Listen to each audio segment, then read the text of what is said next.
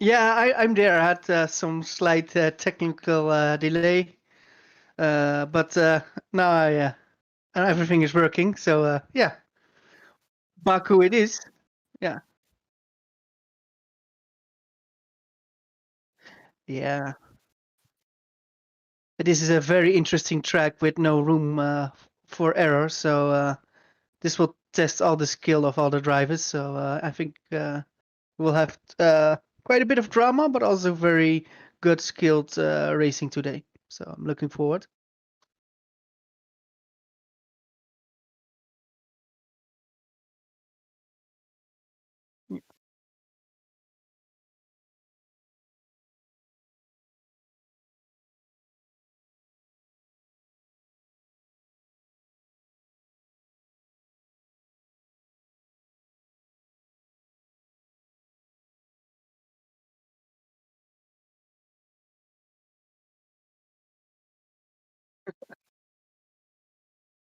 It's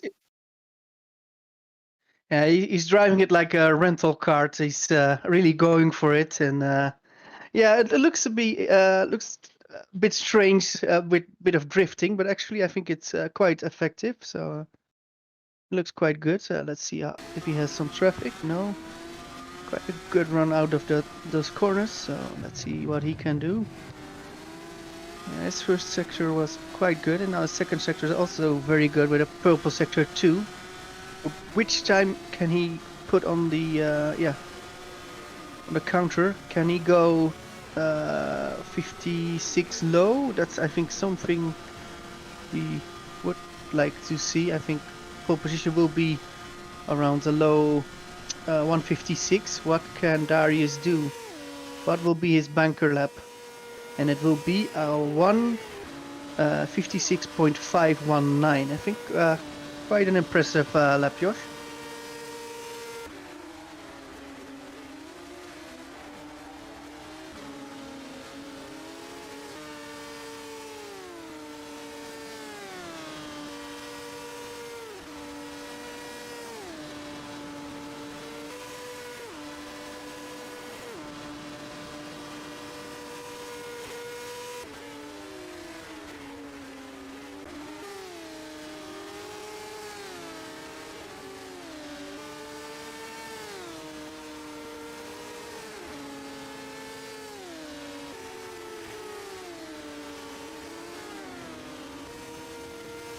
Slightly better lap next time.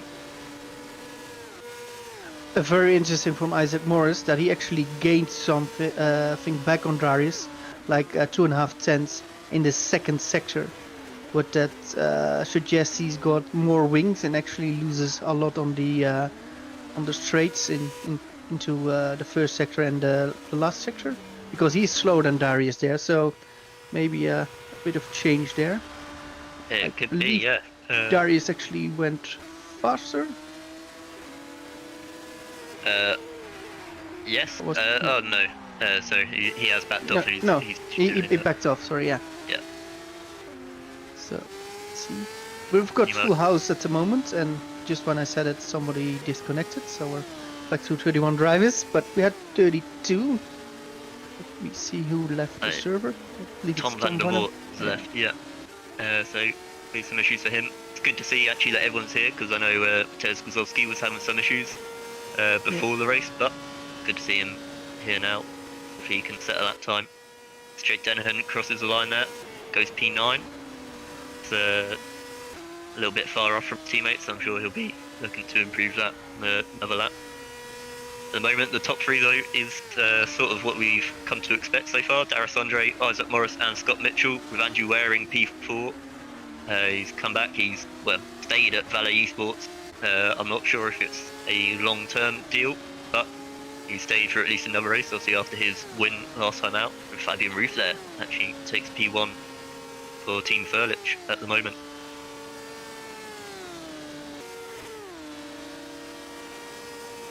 With a great lap, 156.417. That's a tenth faster than Darius.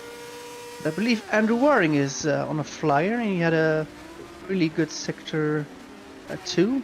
Yeah, he just goes up into P3 there. P3, that's a very, very good lap time from Andrew Waring, who of course won the last race in India. Yeah, so one thing as well tonight, I guess, for Andrew, so obviously last time out he had a grid penalty, so had to start race 1 right at the back, and still showed his pace in race 2, to have to fight through for the win. So with a hopefully more clean round this time, he should be looking for a very strong result. Yeah, I fully agreed, and yeah, he's got the talent to, I think, battle for the win in both races. So it's no surprise he's up there with all the other fast drivers. Exactly, and Fabian Ruth here is actually carried on for a second lap and taken another purple sector 1 here. Let's see what he does in sector 2. Maybe a slight bit of traffic in front of him, maybe just putting him off to the wall he goes. Just a slight tap low. See what his sector 2 time is. It's a little bit off from what he did before, but his sector 1 time is obviously still very good. We'll just have to see what he does down this very, very long straight here.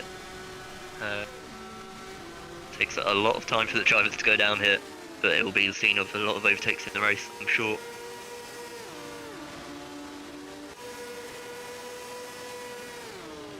And it actually goes into the pits there. So maybe just, I guess if he had less fuel for his lap player, that's probably how he got purple sector 1, but it shows that he's got a lot of time in hand there. Yeah, he's got something left, and I think that's kind of important because I think the track will still evolve and get even better. So I think that's where he's counting on. That he's got something left even. Yeah, exactly. Guillaume Branton here, gonna cross the line. See where he goes. He goes up to P5. Very good stuff from him. P5, good, yeah. Guillaume Branton, who of course had quite a few poor showings, but the guy still has a lot of talent. Let's hope he can show that today. Yeah, exactly. I was just going to mention, yeah, that he's. We saw last year. He's a race winner from last year, but he struggled at the start of this season. But he seems to be getting back on it now. As Mike Quint there with a big crash into the wall. Not what he would have wanted, but it's at least on the straight, so he should be able to bring it back into the pits quite quickly and go out for a final run. Yeah. Mike Quinn actually was somebody who did quite well in recent races, so I believe he got a double podium in India and got the podium, I believe, in one of the races after a penalty, so he had a quite good round at India. But for now, it doesn't look very good with this qualifying session. But of course, he still got 5 minutes, so we will look into that what he can do in the final 5 minutes. Exactly. Yeah. So far, well, there's 4 drivers that haven't set a lap, Mike Quint being one of them. But Baku is quite a difficult track, really, to hook a lap together. Obviously, there's a lot of places where you're very close to the walls, and it's just easy to go a millimetre out. And as we saw with Mike Quint there, just hit the wall and see that's your lap over. Yeah, so you know, yeah, you still have the pace. He's still got time for more runs. So not all bad in it so far. This track is also quite long. It's 6 kilometers long. And yeah, it all goes about taking risk. But I noticed that you see less people within the second than on other tracks. I believe in some of the other tracks we had like the top 20 within 1 second, and now I believe we only got the top 14 within a second. So that already shows that I think this track is quite difficult to get the ultimate lap out. I think more difficult than on other tracks. Because yeah, with all those acceleration zones, you can make a little mistake and it can cost you, well, maybe half a tenth or 1/10. Yeah, it's quite a difficult circuit. Yeah. Yeah, I will agree with that one. See, Adam Rainey, he shot up to P10 there. He actually had the purple sector 3 and a very good sector 1. So maybe he's showing yeah, maybe he's just got a bit lower wings than other people around as he gets out of shape there though, middle sector. As I believe all the drivers now will be setting up for their final lap, taking the out lap. You'll see the 2 TCS off guys actually in a row. Clearly they're going to be trying some other slipstream, whether it's a Darius again, or is it for Jake Dennehan? I think it was. He had a good sector 1, a good sector 2, so he was improving on this lap. Let's see what he does at the end, and then maybe Darius will get the slipstream again for the final run.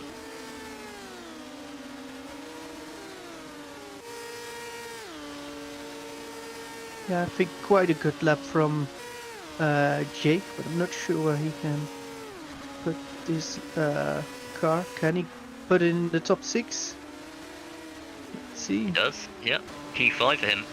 Just a few thousandths off Isaac Morris there. And Darius Andrew actually went to pits there. And as Isaac Morris takes the provisional pole for now. Great up there. He's still got time obviously to go for another run if he's got the fuel for it. And we saw with Fabian Reef, he's still got purple sector 1 on his second lap, so clearly the tyres are up for it. But I believe actually Isaac is backing off, so that will be his final time of the session. See if any other drivers can beat him. Yeah, well, we'll also see Mike Quint and Tom van der Voort now on a lap, so let's see what they can do. Can they jump into the midfield or even better? Exactly, we've actually just seen that Isaac's teammate, Maximilian Junger, for this round, hasn't set a lap time and it's still in the pits. So see, not a good session for him there. He's going to be starting right at the back with no lap time set. So we would have wanted Fabian Roof. Meanwhile, he's purple sector 1. We'll have to see what he can do for the rest of that, but at the moment it's looking quite good for him. Tom van der Voort here, let's see what he can do when he crosses the line for his first lap of the session. He goes up to P16, so that's a solid result there so far for him. Meanwhile, Mike Quint, he's got maybe a slight toe off that car in front of him. Probably won't help him too much, and he jumps up to P7. Very good stuff there from him. Very good. Meanwhile, Fabian Roof, purple sector 1, like I said, green sector 2. So it's looking like a good lap for him so far. He's just over a 10th off Isaac Morris. So he needs a good sector 3 to be able to close that. Let's see what he can do as he crosses the line. Where's it going to put him? He does. He takes the pole at the moment off Isaac Morris. Really good lap from Fabian. I'm really impressed with that lap. So yeah, that's the low 156 I think we predicted, or at least some of the guys predicted. Let's see if we can still see some people improving. I see quite a lot of green sector times. Yeah, I just saw watching on board with Darius Andre. He started his lap and had a bit of a slide out of turn 2. So not a great sector 1 time for him so far. I believe Jack Nichols is on quite a fast lap. Can he jump up into the top 10? He actually is pretty good. About 2 tenths off Fabian sector 1, but matching him in sector 2. Ooh, this is good. See what he can do down this long straight. He needs it because he's in the championship hunt. Yeah, exactly. Yeah, and he jumps up to P5 there. Ooh, very good stuff from him. Good. And as I say, yeah, Darius Andre, he's about 4 tenths off in sector 1. So not looking good so far for him for his final lap. And Tom van der Voort on a flyer. I think he can also jump a few places. Takes the fast line. Where can he jump to? Yeah, he jumps up to P10 there. P10. Well done. Very good. Last lap. I believe so. We've got Dylan Platt as well on a lap. He's green sector 1, so improving on his own time. But I believe Fabian Root is doing 2 purple sectors again, so Fabian is actually flying at the moment. He is. Yeah. He's not driving, but flying at this track. He really looks really fast here. What Just can looking he on do? it so far. He's already got pole, but he extends it even more, almost 4 tenths ahead of the rest of the field. That's very, very strong stuff there from Fabian. A 155.9. Yeah, and really Darius Andre, he did actually improve there, but only by about a 10th, not enough to move up any positions. As Dylan Platt actually did improve behind him, so maybe that was a good lap from Darius to at least keep in P3. Got the 2 guys who finished the laps, Joseph Hurlock and Adam Rainey. Yeah, I believe that is everyone. Yeah, finished. So yeah, very interesting and still very close. So in the end, we only got the top 10 within a second, but that is also because Fabian Root put in a amazing lap. I think like a 155. Yeah, I'm really impressed with this lap, and he put a big margin on him from him on the rest of the field. I think a margin which you will not see a lot in Formula Challenge, Josh. This is an amazing, amazing jump he had on the rest. It really is, yeah. Like say, see, they are the same cars. Everyone's driving the same car, so it's purely down to the drivers. So yeah, it's very unusual for us to see a gap that big. But Fabian's done it today. Yeah, like I say, almost 4 tenths quicker than Isaac Morris in P2. Then you've got Darius Andre in P3. See, they're both fighting for the championship. So it's very important for them to still be up there. At the moment, Darius is quite far ahead of the rest, but Isaac and Jack Nichols as well still be closing. As we've got Dylan Platt, a very good lap from him in P4. Andrew Waring, like we say, returning, gets P5. Jack Nichols P6. Trick Dennehan P7. Mike Quint with a very good lap at the end of the session there to get P8. Got Mitchell P9. And then Tom van der Voort as well, same as Mike Quint, did very well to get into P10 at the end of the session. And further down, we've got Guillaume Branton in P11, Draken Magnussen P12, Ruven Machete P13, new guy in at Team Frelik. I believe he'll be doing the rest of the season for them. Then Adam Rainey P14, and Joseph Herlock, new person in, replacing Tom Parker for this round, who I believe has slight injury. So Joseph Herlock in, and a very solid first qualifying session there for him, P15. Then got Mateusz Guzowski P16, Michael Tumala 17th, Mathieu Sandak P18, Jared van der Weide P19, and Luke Mitchell P20. Tayan Lua P21, Raboli P22, easier. Bruno Sousa Ferreira P23, Mike Bell P24, Jeff Close P25, Ben Willis P26, Renko Dezeo P27, Kevin Morville P28, Tommy Koivunen P29, Justin Van der Smissen P30. And then two people didn't set a lap time, Maximilian Junger and Don Hall rounding out grid. By the way, I saw Justin Van der Smissen with a very slow lap time, I believe at 2 minutes 12. But I believe he's got a grip penalty for this race, so he didn't need to put in quick lap time. So I think he did a few laps to just feel how the car is in race conditions. So yeah, that would explain why he was so much slower than the rest. I believe his race pace will still be quite decent. So yeah, that was that. Yeah, worth pointing out as well. So yeah, Justin Van der Smissen, he's returning from a race ban for racking up too many license points, and yes, he does have a 40 place grid penalty for this round. Obviously, once you've got that much, it doesn't really affect where you're going to be. You're going to be at the back anyway, so yeah, clearly not pushing too hard there. But also, grid penalty wise, there's 4 other drivers with 10 place grid penalties: Renko Dezeo, Petroka Magnussen, Maximilian Junger. So that might explain why he also didn't attempt to do a lap. And then Adam Rainey as well, 10 place grid drop. So a few people there that were starting, or were meant to be starting, slightly higher up in the grid. Seeing they're going to be losing a few positions there, but they've shown they have the pace to get up into the points. It'll be very interesting to see them trying to do that during the race. Yeah. What is very interesting that our number 12 of this qualifying session, Patrick Magnussen, he did a 1:57.046. 1:57.041 he did, and his qualifying lap today was slower than the pole position lap he had yesterday in the Academy series, where he got pole position. So it's interesting. The car is exactly the same. He was a bit slower. I believe he would have been P9 and not P12 if he copied that lap from yesterday.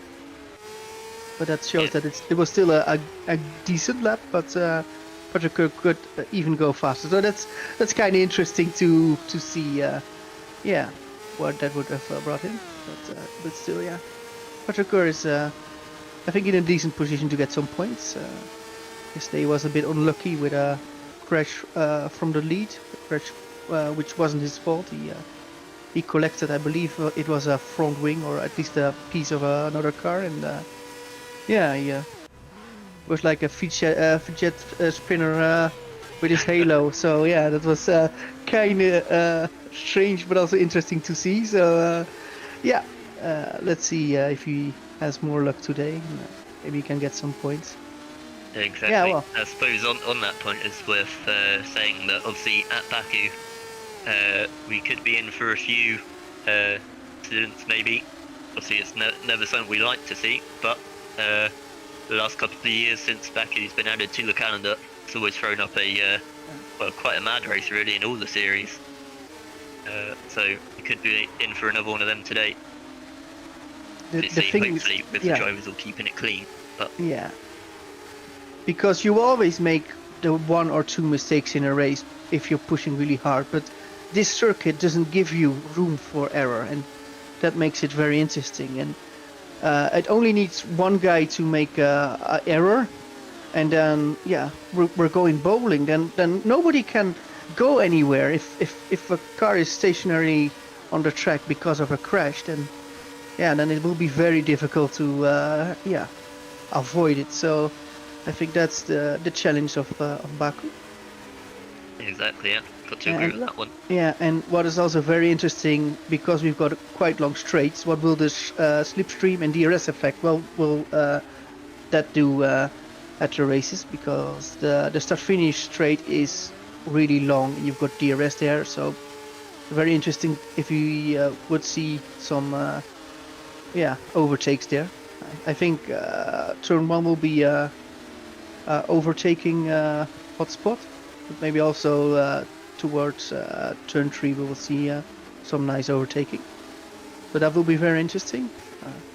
I also think for race 2 it will be very interesting what the reverse grid number will be, Josh, because I feel that if you're on pole for race 2, maybe if you're like P13, P14, and that will be the lucky number for race 2, then I can really see those guys stay ahead for quite a long time. I think this is a track where, as a faster driver, you still need quite a lot of laps to go through the field. I think even more than on the circuits we had, like China and India. So very interesting to see what will be happening there. But we see that in race 2. Yeah, exactly. Like I say, in terms of the faster guys getting back through the pack, obviously you said turn 1 and probably turn 3 as well will be quite good for overtaking. But after that, in the middle sector, it really is quite difficult to go side by side or to try and go for maybe a dive bomb or something like that. So yeah, like you say, it will be a bit more difficult. The faster guys will just have to wait, really, until they get onto the back straight to then go for moves. I think it'll be interesting as well to see what setups people have been running. A bit like India last time, you could probably either go for a really low downforce setup to get the top speed, as you see there's the boost mile powers trying to do a bit of battling in the warm-up session and it not ending well. Hopefully they don't do that in the race. That is never what you want, hitting your teammate. Yeah, they're now cry powers. But yeah. But yeah, you could either go really low downforce to try and get the straight line speed and get people down the straights, or you could go for the higher downforce, which will help you out a lot in the middle sector, but it can leave you a bit of a sit and duck straight. Might have already seen that with Isaac Morris, who seemed to be really good in sets 2, but sets 1 and 3 not quite as good as the other guys, and obviously they're the sectors that are mostly straight lines. So yeah, it'll be interesting to see how that works and how the guys maybe on the higher downforce make their moves in the race. Yeah, and I'm not sure if that's setup wise, if that's a smart thing, because you can be very quick in the second sector, but in the second sector there are not really ways to overtake. If you want to overtake, that's at the end of that's at sector 1, or maybe at the end of the start-finish straight. So yeah, maybe more top speed will help you more than being fast in sector 2. But of course they all tested it, and maybe they're looking getting a bit jumped in the second sector, so that they are further away when DRS is actually available. Maybe they're looking into it like that. But that's all strategy. I think it's kind of nice that we're not all doing the same. That makes it interesting to see. See what actually will be faster. Exactly. Could it be a little bit as well to do with maybe the drivers feeling comfortable in the car? Obviously, if you run in lower downforce, I mean a lot of the sector is slower corners, but if you're running too low downforce, that makes the car feel a bit unstable. Yeah. Maybe the drivers wanting to balance that out a little bit. Try and play it a bit more safe. Maybe lose a little bit on the straight, but means that you can drive it a bit more comfortable. As we see there, as you said, That is the perfect example of what we could see in the race. One Yeah. person making a mistake there. I believe that was Adam Rainey, just hitting the wall at the castle section. And yeah, catching out a few other cars with it. That's exactly what we could see. Yeah. What I think is really important is that you have got a good and stable car. Yeah, that's the whole race. And if you need to put a little bit more wing to get a stable car, then yeah, it can give you much more feeling. I think some drivers really prefer the feeling with more wings to run the ultra low wings. So that's also something you need to look into. If you're not feeling great about the low wings, yeah, then you go a bit higher to have the feeling maybe at accelerating or maybe at some of the fast corners. So yeah, that's all. Yeah, driver preference, I would say. Yeah, exactly. As we're just running down now to the end of the warm-up session. Been a few more incidents at the end. There's clearly people trying to push it a little bit too hard maybe. But at the moment, Darius Andre is at the top. Actually, the two TSS off cars at the top, 1 and 2.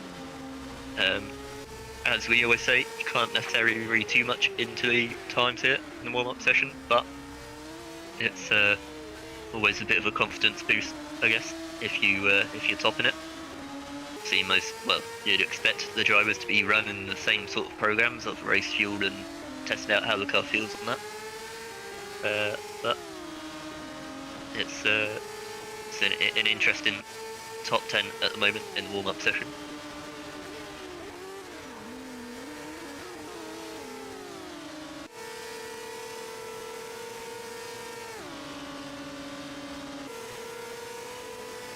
And I believe you're actually missing a driver now. I believe we are missing Mateusz Guzowski, who's got I believe a problem with his pedals. So it looks like he is not starting in race 1. So yeah, that's a shame. Yeah, it looks to be that way at the moment though. I think he did make it back for the qualifying, didn't he? But maybe it was just a temporary thing. Maybe his pedals aren't fully fixed, or he doesn't feel comfortable with using them during the race. So it's a shame to see, but hopefully he can make it back for race 2. Yeah, or maybe they will hire another driver for race 2. Will be interesting to see what happens there. I fear the car will not start at least race 1. So yeah. Yeah, it seems like he is not rejoining, at least at the moment. So we'll just be running with 31 cars, but that's still more than enough to give us some good action in the races. Yeah, for sure. Especially at a track like this. Yeah, will still be very interesting. Yeah, races. So yeah, I'm looking really forward actually because yeah, it will always produce some drama, but I also expect a lot of interesting battles, slipstreaming, and when the DRS is yeah enabled, then we will see yeah how the guys really are in terms of pace. Exactly. We just saw there as well. So Fabian Reef just at the end of the session doing a few practice starts. It is quite important here, isn't it, to get a good start, especially if Fabian will be on pole, because you've got two very tight corners at the start. Where it's quite easy to really be pushed into the wall if you don't get a good start, and then you've got quite a long straight down to turn 3. So I'm sure for Fabian, the one thing he wants to get a good start, just run away a little bit, keep himself safe from any attacks behind up to turn 3, and then he'll just be trying to control it from there. But quite rare we see the perfect start happening, actually being pulled off in the race. Yeah, what will be very interesting is that the run to the first turn is not that long in comparison with other tracks we already visited. So it will be interesting if you got a decent start, you can still be in a good position for the first corner. Yeah, that's a thing we want to look to. It's not like you've got like in Barcelona in Spain, you've got a very long run to the first turn. No, this is quite a I think yeah, a short run. So that's interesting. Yeah. Exactly. Yep. Just go see all the cars lining up onto the grid now, doing their final checks, making sure everything is all set up well for the race. Make sure they've got fuel. That's the important bit. Don't want to forget that after running low fuel in qualifying. Yeah. Which I believe a few people in the academy race may have accidentally done yesterday, but we're off onto the formation lap now for the first race of tonight. We will be running you through the grid in a second.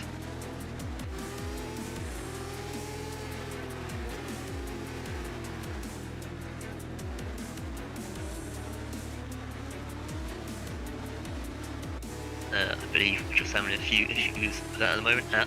Here we go. Fabian Roof here in P1, obviously taking a very solid pole there. Isaac Morris P2, Darius Andre P3 with Dylan Platt. Maybe a bit of a surprise up in P4 there. Andrew Waring in P5, Jack Nichols P6, Jake Dennehan P7, Mike Quint. A very good end to the session there to take P8. Then Scott Mitchell lines up P9 with Tom Van der Voort P10, Guillaume Branton P11 and Reuven Machete P12. Then Joseph Herlock P13, Michael Tumala P14, Maciej Sandak P15 and Jared van der Weide. Quite good quality actually from him there in P16. Then got Luke Mitchell P17, Tayan Lower P18, Massimiliano Riboli P19, Treka Magnussen P20. Then got Bruno Susavera P21, Adam Rainey after his grid drop in P22, Mike Bell in P23, Jeff Close in P24. And then Ben Willis P25, Kevin Morville P26, Tommy Koiven in P27, Doan Holsall P28. Then rounding out the grid, Renko Dzeo P29, Millen Junge P30, and Justin van der Knissen, who will be starting the race in the pit lane. So he has not gone out formation lap. And obviously Dzeo and Junge there with the grid penalties as well. I think for Justin van der Smith that's all strategy. I think he's anticipating on a lot of incidents at the start, and he doesn't want to be part of that. And I would think by myself, what would you rather? Would you rather start from the back of the grid here, or would you rather start in the middle? Because in the middle it will be very tight in the first few laps. So yeah, that's kind of interesting. So maybe maybe Van der Smith's position, I'd probably agree that starting in the pit lane best. Like I say, there's quite a big chance for incidents turn 1 and 2 here. Yep. So I bet he's hoping that happens, so he could just pick his way through them. Plus with how bunched up the cars will get heading into the middle sector, it would be relatively easy for him, or it should be relatively easy for him to then catch up to the back of it anyway. And now the tension will rise. Nearly all cars are now on the grid. We will have a very good race, hopefully. Let's see what we will get, Josh. Obviously, 1 light, 2 lights, 3 lights, 4 lights, 5 lights. Who will have the best start? Go, go, go. And I believe Darius has quite a good start already into P2. But it's Fabian Root in P1. Isaac Morris in 2. Then it's Darius back in P3. With Dylan Platt in P4. Platt is actually looking into overtaking Darius. I think everything went quite clean. I was just watching back. There was a slight hit in the midfield, but everyone come through with all their wings and everything still attached. Yeah. And like I say, at the front there, Darius did get a really good start, making a move on Isaac, but just not quite able to do it. But I believe most of the drivers in the top 10 there are just staying in their positions that they qualified in. And I already see Justin van der Smisse now in P31, but he sees all the drivers in front of him, so there's not he's not down a lot of seconds. He's caught up. He's already caught right to the back of Maximilian Junge there. Now we're going to the castle section, and in the middle there, we saw, I believe that was had him rainy with quite a big lockup and into the right-hander before the castle section. Section looks to be going well at the first lap. Yes, so we're clean into the castle section, and now we're going to the third sector. Let's see if we will see some drama here. Yeah, everyone so far keeping it quite clean. We've actually got Isaac Morris right on the back of Fabian Roof there. Darius has actually dropped back a little bit compared to him. Dylan Platt and Andrew Warren just about keeping up with him. And then a pretty decent gap back to Jake Denham. So Isaac Morris looking quite quick at the moment. Obviously Fabian had the outright pace in qualifying, but don't seem to be dropping Isaac Morris too much. Looking if we see some battles. Yeah, I see Jack Nichols going for P6. Jack Nichols overtake on Jake Denham, and I think he can make it stick. Yes, he can, but Jake Denham is trying to get back on Jack Nichols, but he can't for now. No, it's yeah, very nice clean move there from Jack Nichols, as he just has a bit of a wiggle on the exit there actually, so that's going to allow Jake Denham to have a look back. It's going to have to go around the outside into turn 3 and just side by side. Jack Nichols seemingly having quite good top speed, but Jake Denham brakes later, squeeze into the inside. Oh, and Jack Nichols there just hit the inside wall, bouncing him into Jake Denham, but they've both still made it through. Slight lock up there, but again, bit of touching, but they're still through. Still, look at Branton. Look at Branton. I believe Branton only started in P11 and now he's already in P8. Keep your nose clean, Guillaume, because at least the first 1.5 lap for Guillaume were quite good. He's now in P8 with P9 for Mike Quint. Oh, this is quite a cool group. So we've got quite a bit of groups, and I see Isaac Morris is really close to Fabian Root now. He's really close. Is he too close in the second sector? Because he was nearly on his gearbox. So I believe he's going to want to just back off a little bit here and just wait for that long straight. But yeah, like you say, especially this battle then, allowed the top 5 to pull already almost 3 seconds to Jake Denham there. So you're getting held up a bit with Jack Nichols. And then, I think Jake Denham has had a problem that Jack Nichols actually overtook him, and that cost him a lot of time. So the top 5. Those are Fabian Roof, Isaac Morris, Darius Andre, Dylan Platt, and Andrew Waring are definitely the front-running group. While we now got Isaac Morris, who's going to try to overtake Fabian Roots. Oh, look at Isaac. Now he goes around the outside. But can he make it stick? I think the outside is not the best way to go. But actually he brakes later and turns in. And Isaac Morris around the outside, he gets the lead. I didn't expect that would work, but actually Fabian is actually just waiting a bit and not being ultra aggressive into turn 1. But it's Isaac Morris who now leads. Still a long way to go, so still time for Fabian to get back in front there. Ski and Branton, he did overtake Jack Nichols there into turn 1. But Jack now with the DRS, he's got to look up the inside at turn 3. Brakes very late. Oh, he's braked a bit too late there. Hits the wall on the outside. Luckily, still keeping a front wing on his car, but that's allowed Mike Quint through into P8. I believe back where Mike qualified. And now you've got the two Kings racing following each other in P9 and 10. And actually, as I said about Fabian Roof wanting to keep with Isaac and make a move back on him, he's actually Isaac pulling away a little bit, and he's got Darius Andre now right on the back of Fabian. So not quite as comfortable for Fabian as his qualifying may have suggested, at least so far in the race. But still, this entire top 5 is quite close to each other. Yeah, but Isaac really seems to be putting a lot of time in. Actually, I believe Isaac hit the wall there. But I think what Isaac wants to do, he wants to try to get out of the DRS, because if he's out of DRS from Fabian, then of course it will be much better for him. But I think Fabian now will get DRS, and yeah, he will go much faster than Isaac on the straight, and I think he will just close the whole gap. But look at Darius Andre. Darius Andre goes on the inside, very aggressive. Already goes to P2 now, but will Darius, will he be more aggressive than Fabian into turn 1, or will the outside work again? No, Darius is quite aggressive and goes to P2. So it's now Isaac Morris in first, with Darius Andre in second and Fabian Root in P3. Yeah, With and again Andrew in Andrew P4. Waring made the same move as Darius there, going up the inside of Dylan Platt. Oh, and Guillaume Branton's round, he's in the wall. He tried to make a move there on Jake Denhan, or Mike Quint I believe it was actually, into turn 2, and he just misjudged it a little bit, just hit the inside wall and went through a spin. Yeah, he just I think got a little bit too opportunistic there, going for a move from a bit too far back. That's resulting in him dropping down all the way. Where is he? All the way down in P15. So still on point for now. Still in the points, and that's very important for Guillaume. Yeah, made a move there on Matthew Sandakoff, who made a mistake himself. So Guillaume now is still in the points, like we said, and still has a lot of pace in him. So he'll be looking to make his way through, as I believe. It's just been a big crash from what I can hear. Oh, who's that? There's a car flying.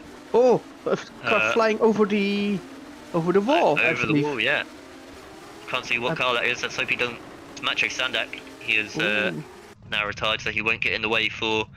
Oh, he launched towards the moon. What happened there? Yeah, it looks like one of the Fallon's cars. Yeah, a bit of a lag there. I believe it's Magnussen. Each other.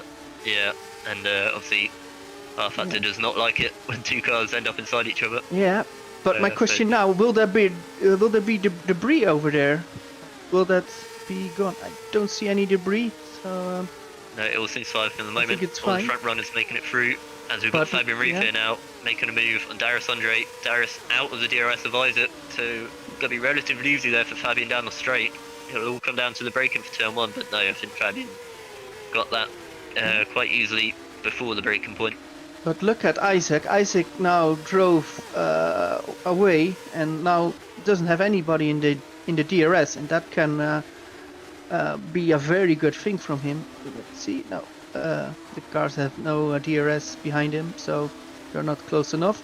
But we now see Darius attacking Fabian Root again for P2. Oh, very aggressive on Darius. Can he do it?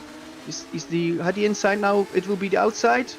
Oh, he is taking a lot of risk, but for now it pays off. Darius goes to P2 again, but I think Isaac Morris will be very happy with this, because he can drive away when the others are like really busy with themselves and with the fight for P2. Exactly, yeah, we've seen this a lot so far this season from Isaac, from Darius. If you just get into the lead and then let the cars behind battle each other, then it's can become relatively easy for you to just pull away. But it seems like maybe Darius has the pace and is pulling away a little bit on Fabian now that they're out of the DRS. Or not on the DRS though. Well, I believe we already got a few retirements. We also got the two of Shera Sim Racing cars out. So, yeah. Yeah, it's a shame to see there. I didn't see a big incident cause them to go out, but see not what we want. But they've still got race 2 to try and get at least some points for them today. Meanwhile, back at the front. Like incident. Yeah. Meanwhile, at the front, like I say, we've got Fabian Reef here closing in on Darius, and Andrew Waring as well closing in on Fabian. But it looks more like it's going to be Fabian making a move into turn 1. He's going to have to go around the outside. It's been quite difficult so far this race. He's going to hold it there. Ooh. And he just slides a bit wide there, and that's allowed Andrew Waring through on the inside for turn 2. Side by side into it. Andrew breaks a little bit later there and makes the move. So Fabian, from quite a dominant pole really, slipped down to P4, and now Dylan Platt as well behind it in P5. Yeah, and that's quite interesting, because Dylan Platt was quite far down on the start-finish straight, but just because the others are battling so hard for position, he's now back in the group. So Dylan is meanwhile, still further down, Jack Nichols at P12 here, sorry, going for a move on Timala, who's done a very good job for him to be up into P11, but Guillaume Branton now is going to have to look around the outside there. Just about enough room there between the wall and Jack Nichols' car. Not able to make it stick, and now he's got Taylor Lawyer, trying to have a look there around the outside, not able to do that. So these guys battling a lot on. Didn't notice what happened to Jack Nichols, but obviously he was in P9, wasn't in front of his teammate. But clearly, bad few laps there the other cars just crowding him down the order. So he's in P12, still in the point, and as we said a lot of times, for the Kings Racing guys, that's all they really aim for. If they can get solid points every round, then they're happy. And at the moment, they're still doing that. Scott Mitchell up in P8. Yeah, but now look at P3. I think Andrew Waring is really fast now. His last couple of laps were, I think, quite decent, and I think now he will try to go for P2 from Darius. Can he do it? How's his top speed? I think, yeah, he can still do it. But will he be really aggressive, or will he not? Actually, he's not as close as much I would think he was. He got DRS, Yeah, but he just seen as cannot well. overtake him. Further back, Jeff Closer, I believe he's now out of the race as well. Yes, he is. Just lost the car on his own. Oh, we've got an overtake for P12, Guillaume Branton, and turn Lauer. And we've got 3 wide. Is it 3 wide Jack Nichols? No, he just takes a look, but he can't do the overtake. It's a very good battle for P12. Exactly that. Meanwhile, further in the top 10, it's all a little bit spread out, apart from that top 5. So not many moves going on there at the moment. But yeah, this battle for P12, it's hotting up a lot. It's Guillaume Branton can have a look here. Oh, but Adam Rainey has made the move on Jack Nichols now. He's dropped all the way down to P15 here. So not ideal for him. Now he's got Bowley right on his tail. Trick and Magnussen as well, very close behind too. So not the ideal start here for Jack Nichols, not what you would have wanted.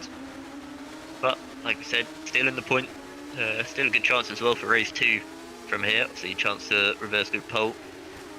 And look at the lead Isaac Morris already has. His 3-second lead over Darius Andre. And I believe Darius is the leader in the championship with Isaac Morris in 2nd position. So for the championship it will be very interesting if they can finish this way. But yeah, looks very good from Isaac so far. But it also looks very good from Andrew Waring so far, because he's now really close. Does he have a bit of understeer here? Not really. And I think he now will go for the overtake. Oh, wants to stay behind. Yeah, wants to stay behind still. And when DRS opens, yeah, now he goes for it. But he doesn't have a lot of extra speed with the DRS. Does he run really high wings? I think so, because can he overtake Darius? No, he can't. Not here. Tries to switch back, but no, he can't do it. And Darius is still ahead. So I believe Darius has got a very fast car on the straights, while Andrew's got a very fast car for the, I think, the 2nd sector, Josh. Yeah, definitely. Meanwhile, further down, you've got big battle here for P14 now, with Adam Rainey at the front. I noticed there was a bit of contact going on to the straight there, but Traker Magnussen has made a move on Rabodi and is now just 1 position away from the point. But Jack Nichols, I think he'll be really looking to get in front of Adam Rainey here. He's been a little bit slidey, a bit all over the place really on that last lap. So I think it's holding Jack up quite a bit. Who I believe actually himself has quite a bit of damage. I'm not sure where he would have picked that up from, but.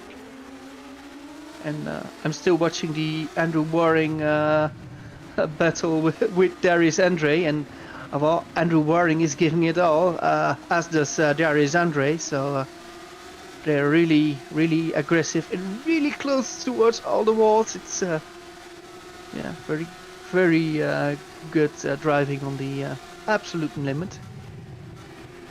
Exactly. Oh, and there's an incident at the castle section. Something we always thought could happen. Adam Rainey there, I believe, as he did. Oh, and he's hit Jack Nichols again. Yep, there. But as we saw in the warm-up session, Adam Rainey, he just lost it on his own in the middle of the castle section. And is it Jared van der Weijden who goes to P15? Is Jared van der Weijden the big winner here? Through to P16, yeah. Oh, we got a spinner. We got Adam Rainey and Kevin Morville spinning. Yeah, Adam Rainey, not a great lap from him there. He's now lost his front wing. No. Position. Adam is so unlucky, and yeah, it was but just a big shame. And I think he parks it. Yeah.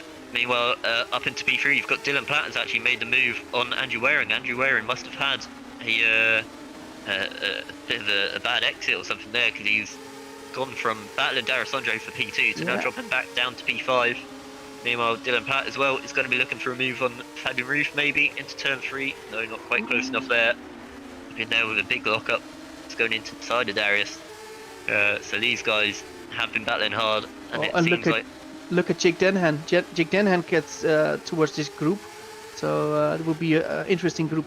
Now, I think the problem with Andrew Waring is that he went for the higher wing approach, and that helps him a lot in the second sector, but on the straights it will not help him in. I think that's why he can't pull on the move on Darius, and now actually lost positions to Platt and to Root. So and at least that's my vision on it. You can agree or disagree in the chat, but I think that's the thing with Andrew. But Andrew is still there, so he's not out for a chance on the podium. Exactly, yeah. These guys all seem, whether they've taken different approaches on the setup to get the pace, they do all seem quite evenly matched. So, and like I say, Jake Denhan are now also getting involved, or will be trying to get involved, hopefully on this lap with the DRS. But it's looking like Andrew Waring is the closest to make a move so far. He's right on the back of Dylan Platt through the S's there. So that DRS open. Yeah, but I think Dylan is still faster because Dylan will have DRS as well. And I think Dylan, if he opens the DRS, can he then drive away? No, I think Andrew now can go for the overtake. Fabian Roof also going for the overtake round the outside again. D'Aressandro at turn 1. Darius breaks later once again. He misses the corner. He missed the corner. No, it on the rejoin. Denhan, Fabian's lost his wing. Denhan just about didn't somehow. But Andrew Waring caught up in that as well. Obviously, nowhere he could really go. Yeah. Probably has quite a bit of damage on the back of his car now. That's now Dylan Platt up into P3. So not great stuff there for Fabian Roof. Obviously, just a small mistake at first, but had big consequences. And now, Jake Denhan takes that position from him. So Fabian will have to pit. He almost goes into the back there of Jake Denhan. So Scott Mitchell, who must have made a move himself on Mike Quinn.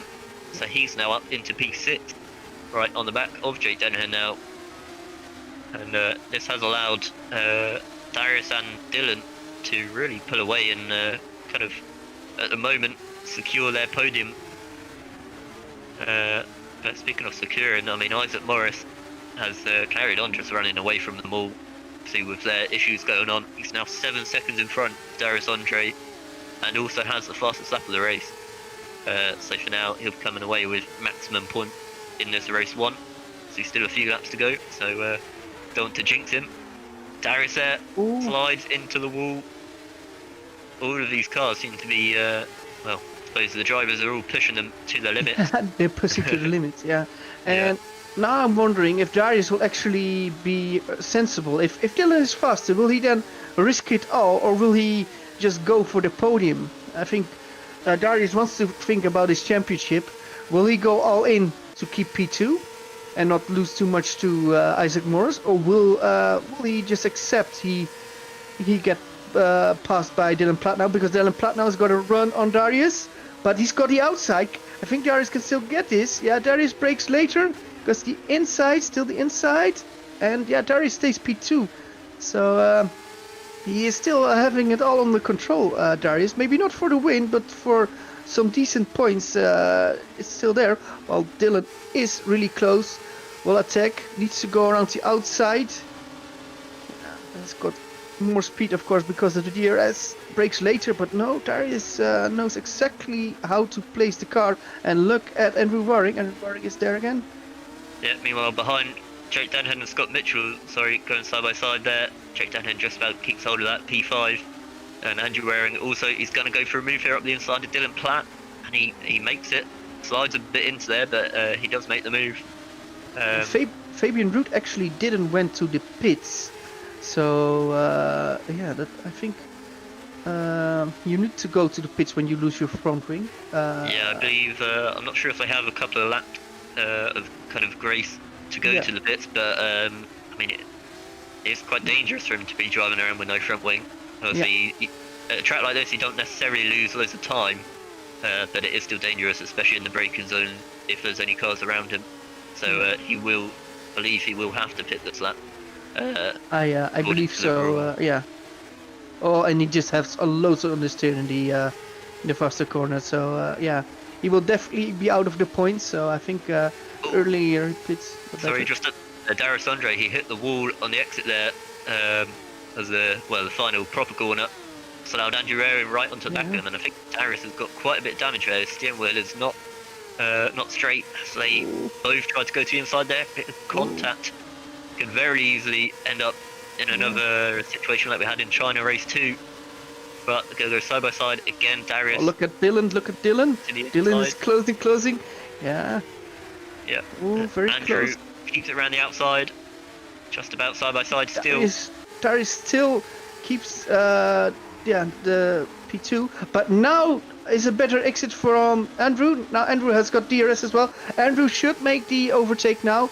Will Darius give in? Yeah. And Dylan looks like he's going to try and follow through, but Darius just closed him off a little bit there. Had to back out. And they make it checks, and Dylan gets to P2. That was very interesting. You saw in the last corner, you saw just before the braking, you saw Dylan think like, I will not take full risk here with those other two, and actually now he gained 2 positions. So it's the Thunderdog of Dylan Platt to P2, and he would love to get on the podium here with Andrew Baring now in P3. And question will now be, will Darius take all the risks to get back on the podium, or will he accept this position? Maybe with the amount of damage he has, he will be accepting it. But I believe Andrew Waring is not accepting P3, he wants to have P2. No, it's an interesting kind of dynamic you've got going on. Obviously for the championship, Darius is probably a bit safer just to try and stick behind and secure this top 4.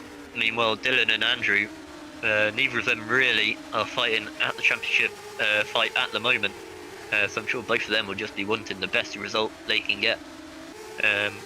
But Andrew's, he's quite close to Dylan here, but as we've seen, he's not got the best straight line speed. And Darius has dropped a little bit back, so I don't think he'll be able to make any moves here if we go on to the final lap. At least Isaac Morris going on to the final lap. See these guys quite way behind him. Saying that, Andrew actually, he's got a lot of overspeed there, and it's up the inside of Dylan already before we even get to the braking zone. So Andrew at the moment is taken P2, and Jake Dennehan has retaken P5 of Scott Mitchell after he made it through on the previous lap. And you don't hear anything about Scott Mitchell during the race, but he's still in P6. He is a guy that always wants to score the big points, and looks still very decent from Scott Mitchell. Yeah, exactly. I'd say it's quite a quiet race, but he's still got solid points. Like we say, that's what King's Racing normally aim for. Fortunately, just about to talk about Jack Nichols. I believe he's just been involved in a big incident at the back with Fabian Ruff as well involved. So he did end up actually pitting to change his front wing, but I believe he's just got involved in another incident on the start-finish straight. So not ideal there. He's top, the 2nd to 5th, still very close to each other, but it's going to be difficult for anyone to make any moves. Got one real shot at it.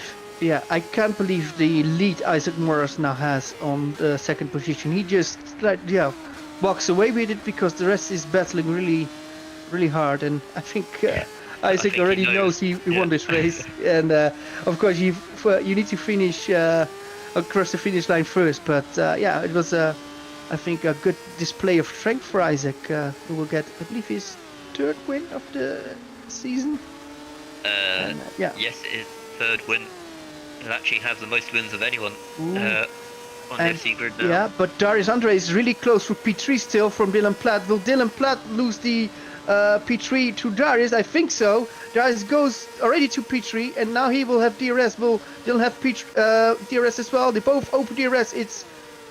Let's see, Isaac. Very close, but I think, Darius has it just about over the line, and Scott Mitchell just about. Did he? Yes, he just about lost to Jake Dennehan there over the line. By 700ths of a second. Mike Quint took home P7. Joseph Herlock, a great race from him to take P8. So look at P9, P10, turn lower, and Michael Tumala. It's Tumala, and then it's lower in P10.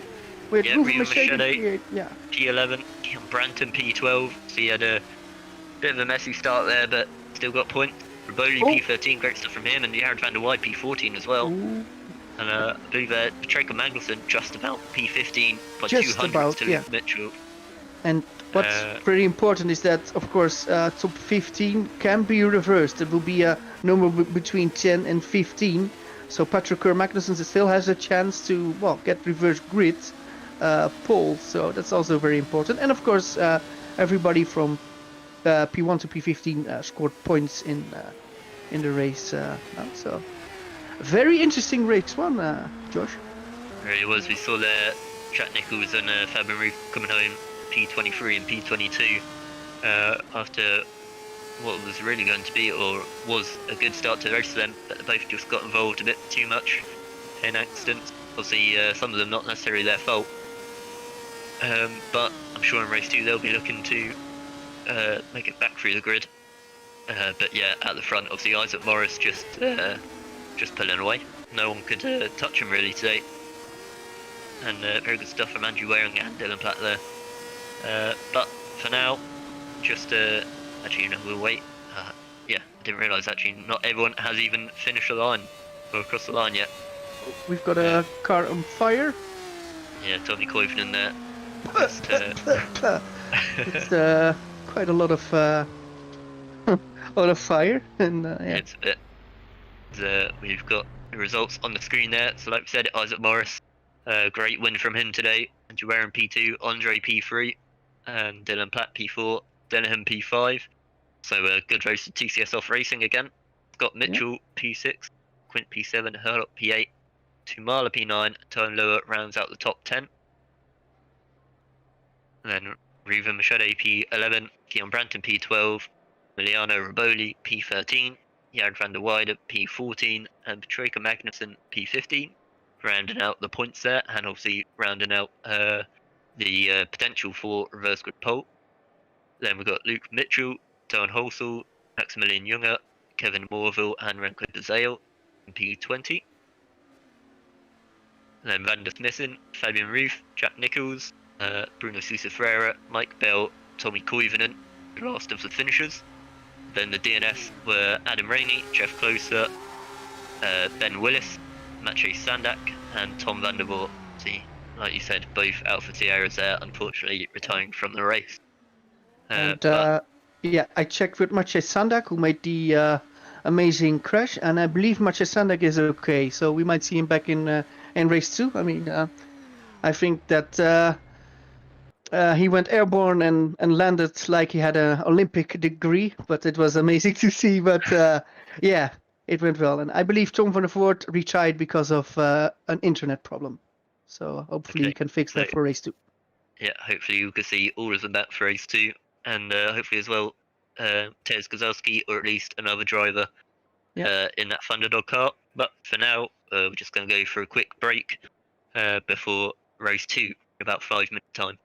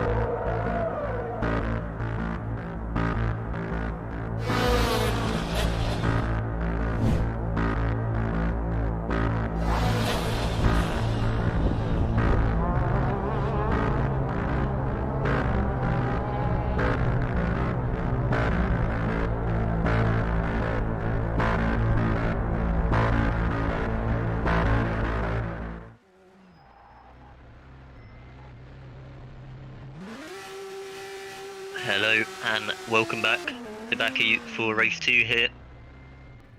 After a quite interesting and quite mad race 1 really, sort of what we've come to expect at this track. Obviously with Isaac Morrislow doing what we've seen before season from him, just dominating the race really, start to finish.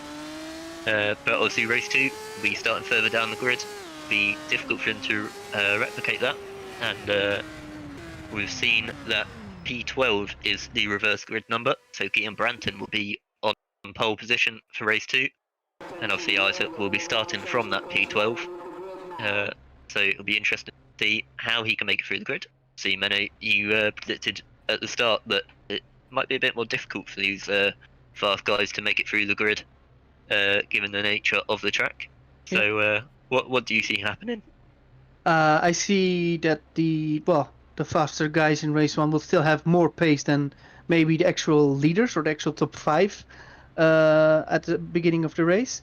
But yeah, overtaking will be very difficult, and those faster guys are now in the middle pack, and I fear we'll see some carnage in the middle pack, because this is race 2. Maybe they take a little bit more risk, and it can very well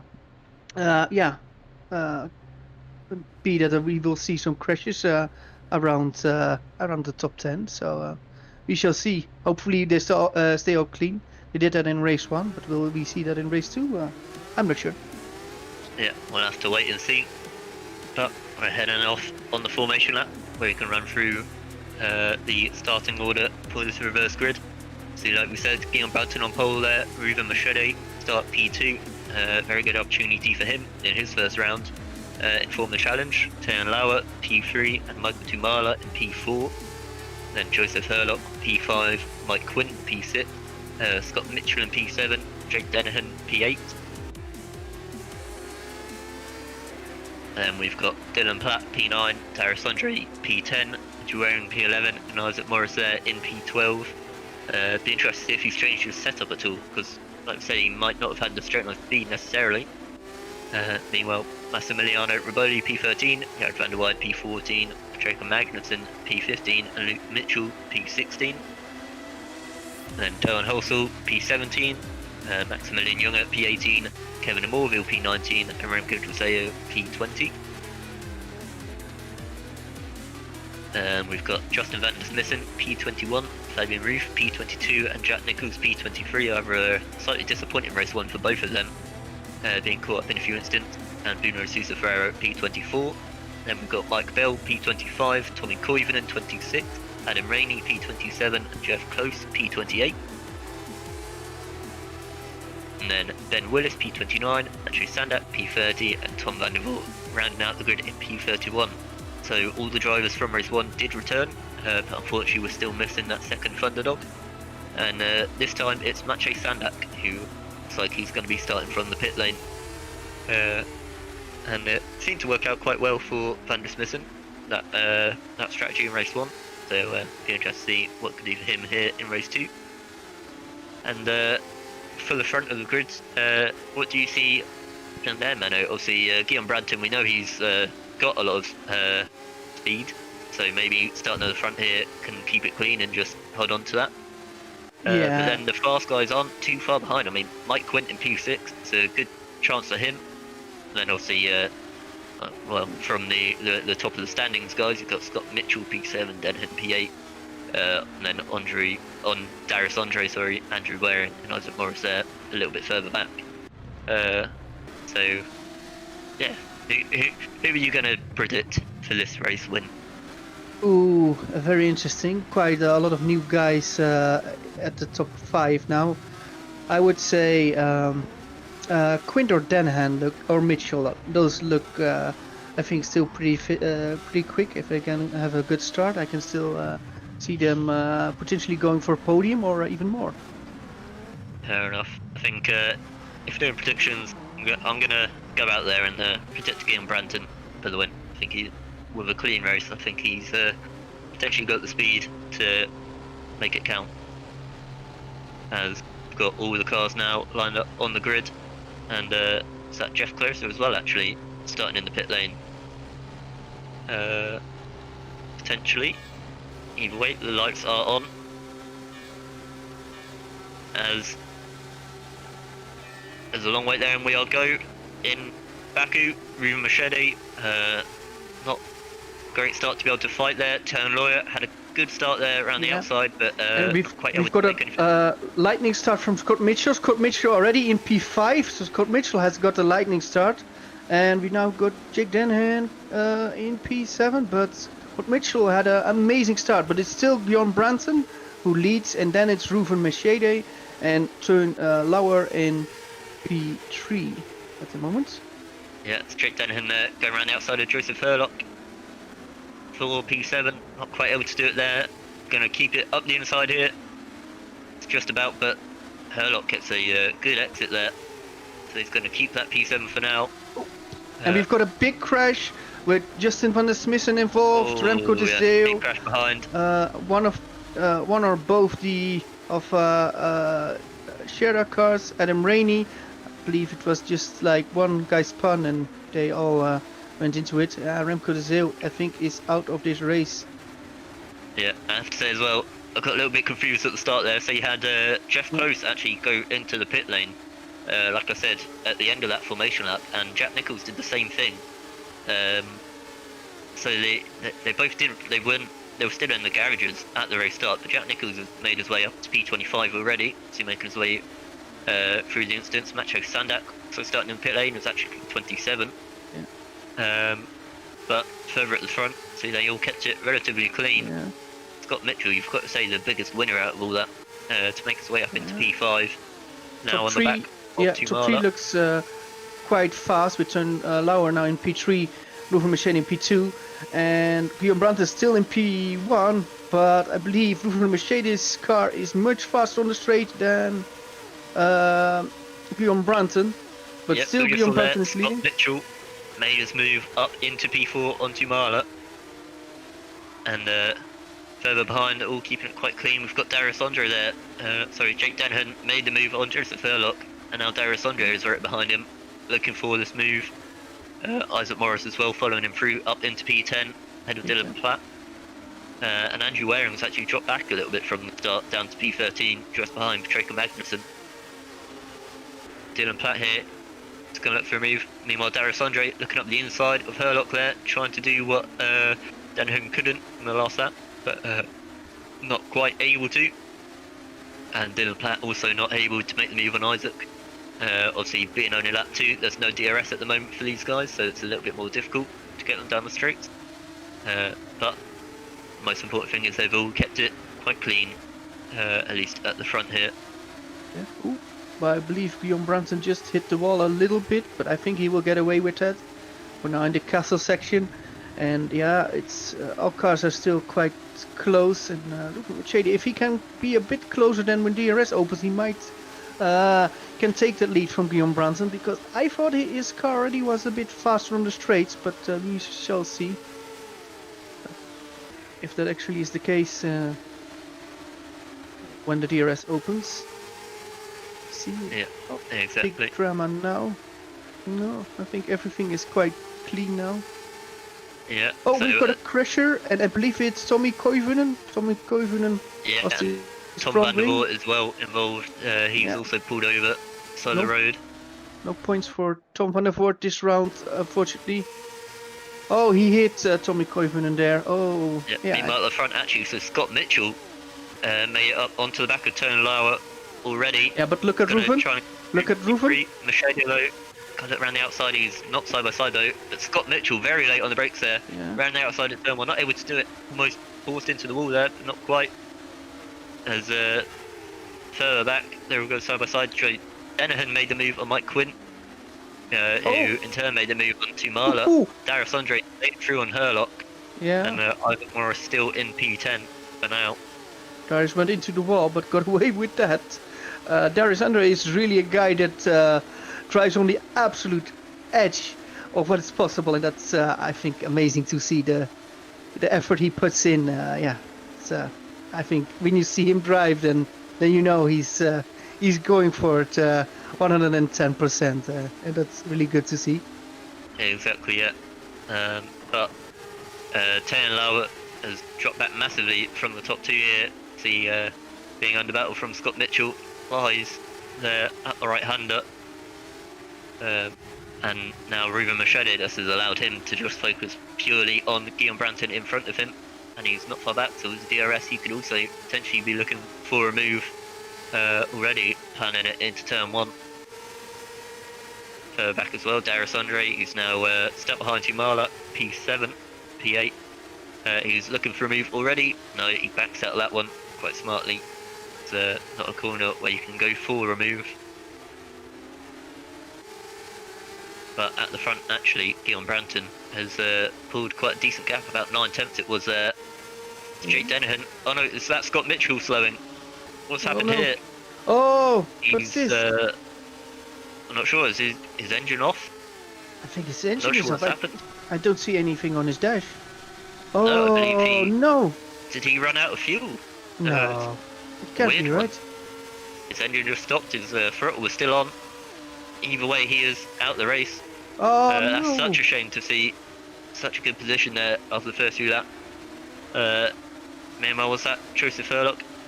No, Darius Andre, sorry, making the move on Tumala.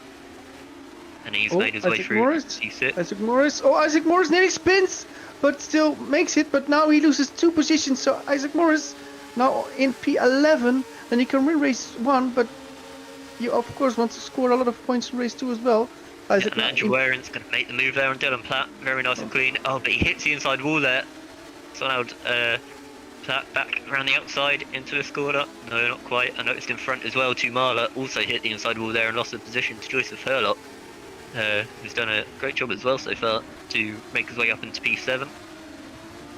And Patrick Mags very close to the back of Isaac. Dylan Platt has actually lost a few positions.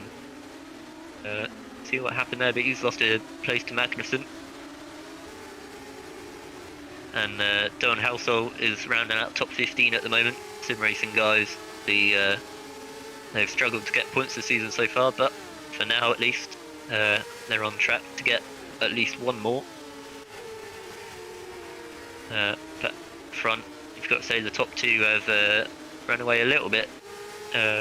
Machete still in the DRS of Branton, and Lauer not quite, but in the DRS on Machete. A bit easier for him now that he won't have to deal with Scott Mitchell. Let me look. Yeah. Well, yeah, Ruben will still get DRS, but I think Tony's just a bit too far. Yeah. See, And closest battle at the moment, Andrew Waring trying to make the move on Tumala to get into P8, who's side by side even before the DRS there. And behind as well, Platt and Magnussen side by side.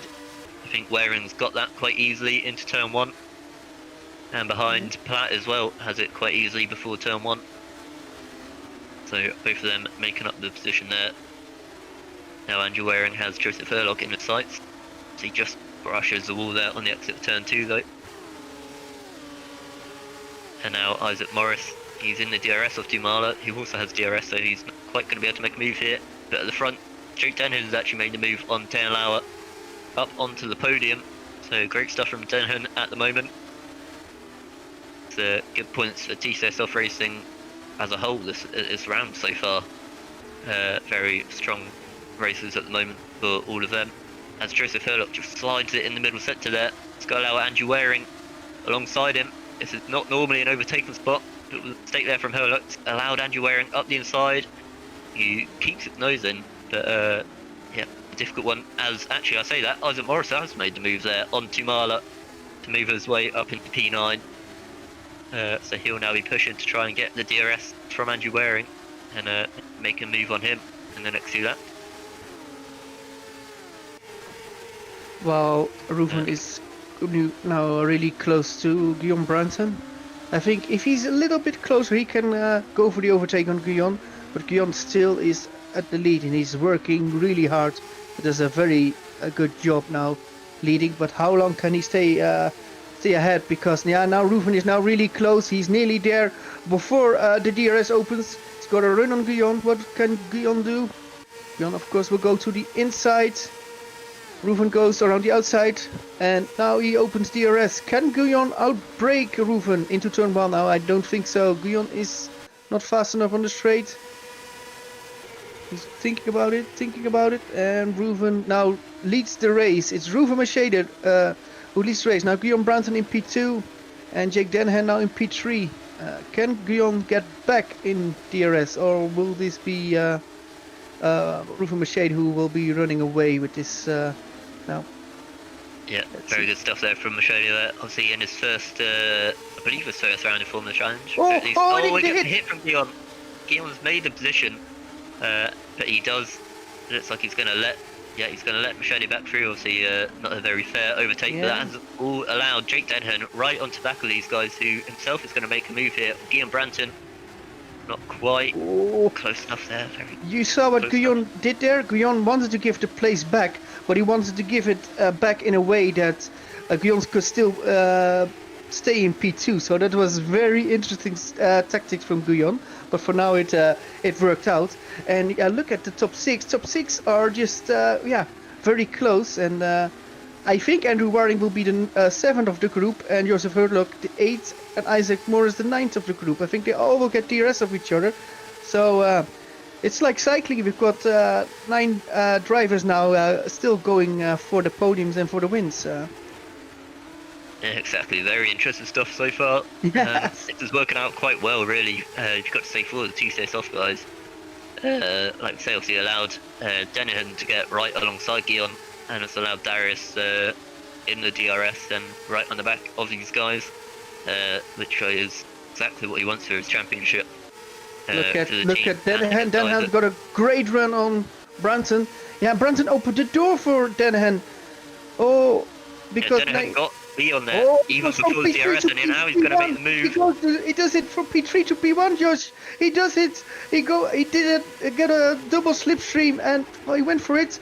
Guyon as well on the inside there in turn 1. They make contact there. Darius goes to P2 around the outside. It is a TCS of 1-2 or not. Will Guyon break later? He will break later than late, but he makes it. They hit the wall. Darius crashes. Darius is stuck on Guyon. That's not scaring Ruven Machete caught up in it as well. Underneath all 3 cars. That is not what we want to see. This is allowed Quint up into P2, Waring into P3, Isaac Morrison P6. They're stuck with each other. There. That is not what we want. See, for a second there it was looking like a TCS off 1-2. And this will cost Darius a lot of points in the championship. Darius is stuck on Ruven, and Ruven loses a potential podium. Guyon Branton loses a potential podium. This is such drama. I actually need to look what's the order now. So, yes, now we've got Jake Dennehan leading, and my Quint, tada, there he is. Quint in P2 with Andrew Waring in P3, and turn lower, who was quite good at the beginning. He's still in P4. With Joseph Hurlock now in P5, Isaac Morris is there in P6, and I think Isaac knows very well that he needed to gain a lot of positions on or getting a lot of points back on Darius Andre in the championship, and I think today is then the day that he actually can get all those points back. So very interesting development. And actually, we've got Patrick Magnussen in P7. Josh, who would have thought something like this would happen? Exactly, it's quite mad. As at the front, that's Andrew Waring there, getting past Mike Quint before the DRS. I don't know if he did it. He did. He got past before the DRS detection. So Quint got the DRS, and he's going to have to look back up the inside there to reclaim that P2 off Waring. He's going to do it still up the inside. They make contact there. They're still side by side on the exit. It's behind as well, Lauer and Hurlock side by side, but Andrew Waring has made that move, and Hurlock and Lauer still side by side. Hurlock without the DRS, Lauer with it, but Hurlock's actually still pulling away a little bit down the straight, and it seems Mike Quint is too far back to make the move there into turn 3, and Isaac Morris has just had to sit behind all this and keep his P6. For P8? Got a great battle for P8. Yes, it is Dylan Platt defending there from Luke Mitchell. Fabian Roof, obviously after his disappointing end really to race 1, has made his way up into P10, which was very good stuff from him. and is right on the back of these two. Also, with good race 2 so far, Jack Nichols is up into P16, right on the back of Gerard van der Weide to get points, obviously after Scott Mitchell having to retire. But Jack Nichols with a great job really from the pit lane to be in the battle for points already on lap 8. So very good stuff to see there from him. And I guess we have to run through all the non-finishers at the moment with Darius Andre, Ruben Machete, Guillaume Brantin. See the 3 there that really all could have gone for the win, and Scott Mitchell as well actually. The other non-finisher. Then we've got Adam Rainey, Tom van der Voort, Tommy Koivunen and Jeff Closer as well, all DNFing from this race. Meanwhile there, Isaac Morris actually made the move on Taylor Lauer there before getting to the DRS straight. It's very good stuff to see from him. But it potentially going to leave him a bit vulnerable here down the straight. Taylor Lauer with the straight line speed and the DRS and the slipstream, it's going to be quite easy for him to go for a move. And in front as well, it looks like Mike Quinn just doesn't have the straight line speed on Andrew Waring, even with the DRS. But Taylor Lauer is going to get this done on Isaac.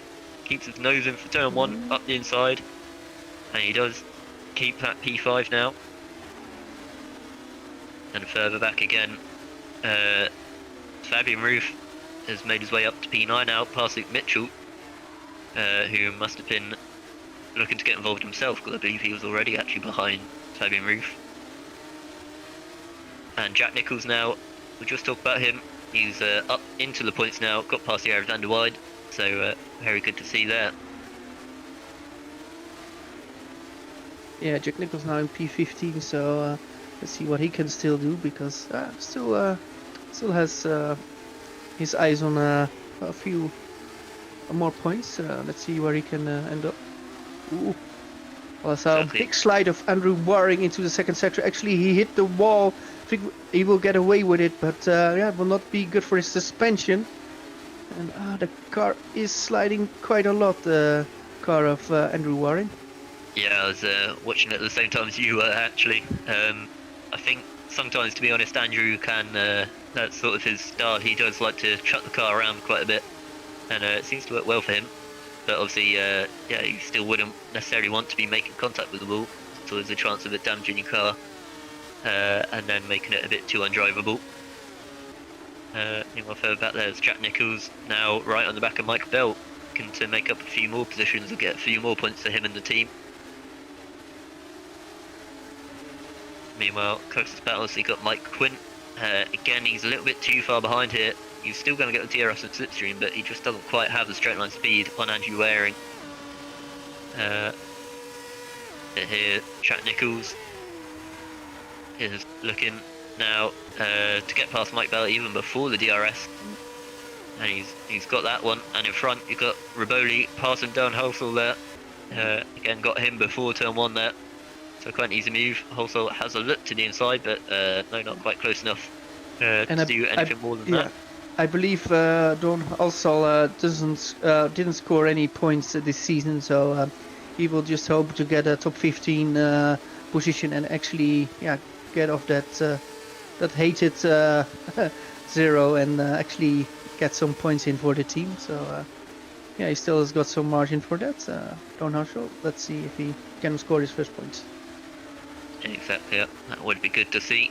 At the front, obviously after the madness at the first part of the race, Jake Dennehan seems to have just taken this lead and run with it a bit. Andrew Waring not quite able to do much to close in, so it's almost a 3-second lead there as Andrew Waring hitting the wall again in the castle section. So he's definitely pushing very hard to try and get this lead, get this win, but at the moment seeming quite comfortable for Dennehan. Yeah, of course, Dennehan won the second race in China after a penalty for some other drivers, and I think Jake would really like to win actually a race, actually to win it on track and not because of penalties of others. So yeah, he's quite close to do it, but he's not there. So let's hope he can do it. Looks very good for Jake Dennehan at the moment. It does, and Isaac Morris here, we saw him take a bit of a opportunistic look inside of the left-hander there, but I think he's going to get a bit of an easier run here into turn 1 on choice of Furlock, take P4. Obviously for Isaac, you've got to say maybe he doesn't have to be so aggressive at this moment in the race. Obviously his championship rival Darius Andre and Scott Mitchell, both out of the race. So any sort of, any top 5 is very good points. Oh, Gained as spinner. Joseph Herlock slides behind him, just about holds on to it. But that is going to mean Isaac can just run away with it and be quite comfortable in P4 for now. That's how close the margin is. And I see a mistake from Andrew Waring. Andrew Waring went into the wall, and now Mike Quint went to P2. Yeah, we saw the car sliding far too much already from Andrew Waring, and I think the damage doesn't help him. And the car doesn't seem to be that good in acceleration zones. And now Mike Quint went to P2. And Isaac Morris, of course, I think he already knows that Darius is out, and I think he now thinks with himself like, oh, if I can get P4, then I can gain 13 points this race on Darius Andre in the championship. So he knows that whatever points he can get now will be, of course, 3 points, because Darius is out and Darius cannot reclaim any points in this race. So I think Isaac is thinking about his championship here, and if he can get P4, that will be a lot of good points for him in the bag. Yeah, exactly. Yeah. Looking further back, we had the battle for P12 is really quite spicy at the moment. Downard also, like you say, defending quite hard to try and get his first point. But Reboli and Jack Nichols behind are looking quite hard to make it through on him. And they almost went 3 wide into the castle section, which is obviously not a place where you expect that sort of thing. Got overtaken for P2. Yeah, Andrew Waring. He made that mistake, but he's trying to just reconciliate that and make his way back up into P2. He slides into the wall at turn 1. Yeah, behind you've got Fabian Reef, made his way up to P7. Magnussen dropped down to P8, and Dylan Platt looking up the inside of him in P9, but not quite able to do it. Ooh, 3 wide into turn 1 for P. Yeah, the battle I was talking about, getting very hot. You got Jack Nichols there, just a bit of a nudge from Holsall there.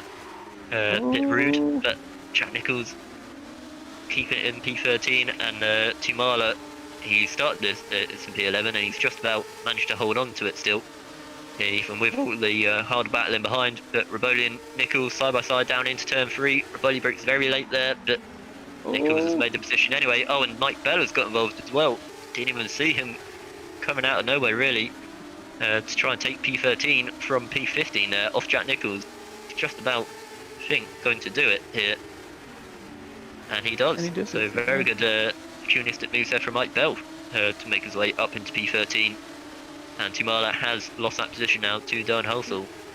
So good to see a lot of battling here, even if it's just for a few points. Even just those few points can mean a lot to some of these drivers. Look at Isaac Morris. Isaac Morris getting closer and closer to Mike Quinn and to Andrew Waring. Is there more in for Isaac Morris? Of course, he had a lot of speed in the first race. Can he get on the podium for the second race? And hurt Darius Andre's championship lead even more. Will be interesting. Yeah, obviously we'll be going on to the final lap. So he's going to have to push very hard here. He's just about still out of the DRS range of Quint, but Quint also is out of the DRS from Andrew Waring. Meanwhile, further back, you've got Dylan Platt here making a move on Patrick Magnussen for P8. And he's made that one stick for now. And behind, we've got Michael Somala overtaking Don Halsall for P11. Mike Bell now in P13. Can he do something? Jack Nichols still in P14. Yeah, big knock there from Mike Bell. Slides a little bit. Maximilian Lunker goes. Did he try to make a move there and Reboli at turn 1? I think so, and not quite able to pull it off. Reboli still. Oh yeah, he made the move, but braked way too late. Went a bit straight on there at turn 1. Meanwhile, here for P11, Mike Bell is going to look around the outside of Holsall, get the switch back maybe. They are side by side here. The very difficult part to pass. He's going to try it around the outside of Don Holsall. He gets squeezed almost into the wall there. Very tight stuff. It's going to make the move. Oh, and they're all going to come together there. Is that going to allow Jack Nicholls? No, not quite able to make the move. Still alive for still somehow in a straight line. Jack Nicholls just having to sit behind it, keeping P14 for now. And going back to the front, we're nearly there, but Isaac Morris is really close to Mike Quint. And yeah, if it looks like this, then it might be that Mike Quint will lose the podium position. We shall see. Exactly, we've seen Quint maybe not so great in a straight line, and obviously with Slipstream and DRS should be relatively easy here, but it's just the run to the finish line. And at the finish line, you've got Jake Dennehan just going to come across to win. Oh, and Mike Quint there. Oh, did he just slow down to let Isaac through? Sure. I think he might have. But I think it was going to be difficult anyway for him to try and defend it. Andrew Waring does a great job to take home P2. Isaac does get that P3. Double podium here today for him. Joseph Hurlock P5, very good stuff. Fabian Ruth got Taylor Lauer there on the final straight to take P6. Dylan Platt holds on to P8 ahead of Patrick Magnussen and Luke Jack Mitchell. Nicholls still for P14. Can he do it? Jack Nicholls. Oh, it takes a lot of pushed into the wall. Not able to do it. Oh, it spins over the line. The duress there. That was yeah, a bit close. Oh, and that. I think that was Maximilian Younger there, just not slowing down for turn 1 at all. Smashing inside of a car. Not necessarily what we want to see. But well, another quite chaotic race there, race 2. See the shame with the instant at the front. Darius Andre actually did end up with the fastest lap of that race, but obviously he won't really, he won't get the point for that, being out of the points himself. So points for Duan Hassel in P12. Yes, first points this season. Yes, Duan. Yes. So yeah, I'm always happy when people score their first points. Of course, Teun Lauer, of course, scored their first points as well, and Josef Hurlock today scored the first points. But I think for Don it was a bit more like when will it happen? And today it happened in race 2. So I'm very happy for him, and also for Jake Danahan, who now got a win on the track and not after penalties. So I think he can be very happy. Yeah, also, I think he will be. Yeah, Andrew Waring and a very good round for him. Isaac Moore's a very good round for him. A decent round from Quint. Good recovery from Fabian Ruth in race 2, I would say, and yeah, a lot interesting of to see as good well. sorts. Actually, it's just started raining. There was always a slight chance today. Unfortunately, it came just after the race, but I think with how chaotic that was, maybe rain would have been a little bit too much for him. But we'll run through the order. Like we said, Jake Denham winning their first win on track for him. Andrew Waring in P2 and Isaac Morris P3. Great stuff for the championship from Isaac. And then Mike Quint, another solid round from him in P4. Joseph Hurlock P5. Fabian Ruth P6. Great recovery from him after the disappointing end to race 1. Taylor Lauer P7. Dylan Platt in P8. Patrick Magnussen in P9. And Luke Mitchell rounding out the top 10. And we've got Tumala. Great stuff from him to get P11. Dylan Halsall, like you said, first points as well in P12. Mike Bell P13, Raboli P14, and Jack Nicholls, again, another good recovery for him to get points from the pit lane. Then Maximilian Younger, Jared van der Weide, Kevin Morville, Patrick Sandak, and Ben Willis rounds out the top 20. And then Renko Desea and Justin van der Smissen, the last of the finishers. Quite a rough race today for the guys with a lot of DNS. So we've got Ferreira, Darius Andre, Ruben Machete, Guillaume Branton, Scott Mitchell, Adam Rainey, Van der Voort, and Tommy Koivunen. And then Jeff Close as well, having not made the start for whatever reason. So for now, we're going to speak to obviously winner of race 1 and podium there for him in race 2, Isaac Morris. That was a good round today for you, wasn't it? Yeah, it was. I'm really happy with today's performance. Yeah, that's good to hear, and I see especially good for you in the championship, isn't it? Darius Andre there So you had a solid race 1, but DNF from race 2. So very good points all for you. Yeah, it's I was actually talking to Menno about this the other night, and he was just saying to me, like you just gotta be patient. And tonight I was a little bit more patient than usual, but yeah, it really played off, and especially seeing what was happening on that lap where there's a massive blockade of cars. Yeah, and yeah, it was just crazy. It was a crazy round altogether, and yeah, really, really, really happy. Yeah, definitely good stuff. As you said, it was a crazy round. I just saw, we're just saying there at the end, it started raining. Do you think that would have maybe helped you, or are you very happy that it just stayed dry and you were able to just do your own thing and get I, on with it, or do you think rain would have maybe spiced it up a little bit more? Obviously, like rain, it always spices a race up, like, and plus as well, if it came like 5 or 10 minutes earlier, coming onto like the final laps and the track getting a bit greasy, it would have been like really, really interesting to see how that would have panned out. But I'm kind of glad it stayed dry because I've done literally like all my practice in the dry, and I was checking the weather and it didn't say it was going to rain. But obviously, we just caught the right window for the race. Yeah, that's very good stuff. We're going to speak now to. Oh, hold on. Sorry, before I go, I just want to give a quick shout out to Tom Ely for helping me out over the last couple of weeks.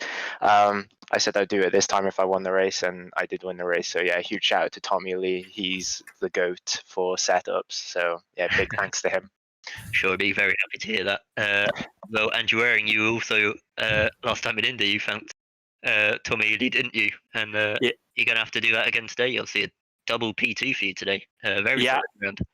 Mr. Tom Ely does it again. Honestly, the race pace in race 1 was quite shocking. Actually, qualifying P5, I think overheating the tires seems to have a pretty big effect on this track because a lot of people look like in the first race were sliding, and then me in the second race I overheated the tires and I found the same thing. So yeah, 2 P2s for Valet. I hope I did them good and hope they're proud. Yeah, well, I'm sure there will be a very solid result there from you. We've got to ask again, is this going to be more of a long-term thing? I know you said in Indy you weren't too sure. Yeah, but now is it just going to be a race-by-race type thing? Yeah, kind of. I know I'm working from home until May 20th, so advertising my services if anybody needs them until then. But pretty much after that, I won't be able to do the races. So just come in, get some team points for the guys. Enjoy it. It's fun racing in FC and the GPVWC. I love the inverted grid stuff. It's spicing stuff up, and it's good. It's good fun. Well, hopefully you can have a few more good rounds until then. Thank you very much. Can I just give a quick shout out to David Carter? He was engineering for me and kept the mics clean when he needed to and gave me a lot of useful information. And like Isaac, I just can't thank Tom Ely enough. So, of course, that's good to hear. So, Menno, what do you take from that round? Very interesting for the championship and just a very good round in general. Yeah, it's a very interesting championship, and now with Darius having a bad result, it makes it very interesting for the championship. Darius and Isaac seem to be on more or less the same pace, and I think Isaac was the faster one today, and he got a lot of points back. So that is, I think, very interesting to see. I think quite a lot of drama with the Kings racing guys. With Jack Nicholls having problems and Scott Mitchell as well. But overall, I think the racing was quite good. Of course, in the circuits, you will always have a bit of drama, and we had that with the Darius Brunson Machete incident. And then for somebody like Ruven Machete, it's I think really difficult to accept because he was in his first, I think, official race as a driver of Team Frelik. He was on course to get a podium, and he lost it there. But I think that guy will have more shot for a podium. In the rest of the season. So yeah, I think overall quite a good round of racing, and Baku was I think quite good for us. Yeah, definitely. One thing to say, actually, talking about the championship, again, a shout out to Tom Stevens, who's been updating the standings straight after the race. And we see that there's only a 3-point gap now between Isaac Morris and Darius Andre at the top. And they're both a decent way in front of Jake Dennehan, who I believe will be third, about 20 points behind. So, yeah, definitely hotting up for the championship, and be very interested to see where it goes from here. But for now, that was us for today at Baku.